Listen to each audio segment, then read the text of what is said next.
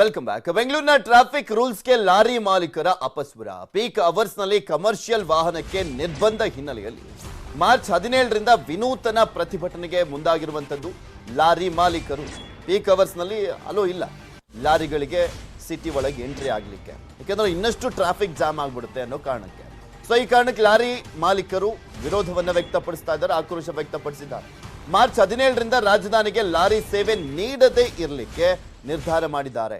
ನಿರ್ಬಂಧ ಇರೋದ್ರಿಂದ ನಗರದ ಹೊರಗಡೆ ಪಾರ್ಕಿಂಗ್ ಮಾಡ್ಲಿಕ್ಕೋಸ್ಕರ ಪರದಾಡುವಂತ ಪರಿಸ್ಥಿತಿ ಇದೆ. ಪೀಕ್ ಅವರ್ಸ್ ನಲ್ಲಿ ಲಘು ವಾಹನಕ್ಕೆ ಅವಕಾಶ ಕೊಡ್ಲಿಕ್ಕೆ ಮನವಿಯನ್ನ ಮಾಡ್ಕೊಳ್ಳಾಗ್ತದೆ. ಇಲ್ಲದೇ ಇದ್ರೆ ಮಾರ್ಚ್ 17ರಿಂದ ಸಿಟಿಗೆ ಲಘು ವಾಹನಗಳ ತರೋದನ್ನ ನಾವು ನಿಲ್ಲಿಸ್ತೇವೆ ಅಂತ ಲಾರಿ ಮಾಲೀಕರ ಸಂಘದಿಂದ ಎಚ್ಚರಿಕೆಯನ್ನ ಕೊಡಲಾಗಿದೆ.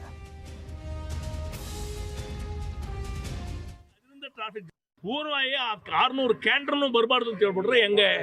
ವೆಜಿಟೇಬಲ್ ಒಂದು 100-200 ಗಾಡಿ ಬರುತ್ತೆ, ಮೆಡಿಸಿನ್ಸ್ ಒಂದು 100 ಗಾಡಿ ಬರ್ತಾ ಇದಾವೆ, ಅಮೆಜಾನ್ ಫ್ಲಿಪ್ಕಾರ್ಟ್ಗೆಲ್ಲ ಒಂದು 200 ಗಾಡಿ ಬರ್ತಾ ಇದೆ.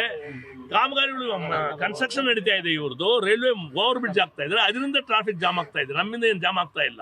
ನಾವು ಹಲವಾರು ಸಲ ಸರ್ಕಾರನ ಕೇಳಿದ್ವಿ, 2 ತಿಂಗಳ ಸತ ಪ್ರಯತ್ನ ಮಾಡಿದ್ವಿ, ಏನೇ ಪ್ರಯತ್ನ ಮಾಡಿದ್ರು ಗಾಡಿ ಬಿಡಲ್ಲ ಅಂತ ಹೇಳ್ಬಿಟ್ರೆ ಮಾತಾಡಿದ್ರೆ ಹೆಂಗಂತ ನಮ್ಗೆ ಅರ್ಥ ಆಗ್ತಲ್ಲ. ಆದ್ರಿಂದ ನಮ್ಮ ಗಾಡಿನ ನಾವು 17ನೇ ತಾರೀಕಿಂದ ಮಧ್ಯರಾತ್ರಿಯಿಂದ ಎಲ್ಲಾ ಬಾರ್ಡ್ರಲ್ಲಿ ನಮ್ಮ ಗಾಡಿ ನಾವು ನಿಲ್ಸ್ಕೊಂಡ್ಬಿಡ್ತೀವಿ. ಅವ್ರು ಯಾವ ತರ ಸರಕು ಸಾಗಣೆ ಮಾಡ್ಕೊಳ್ಳಿಲ್ಲ.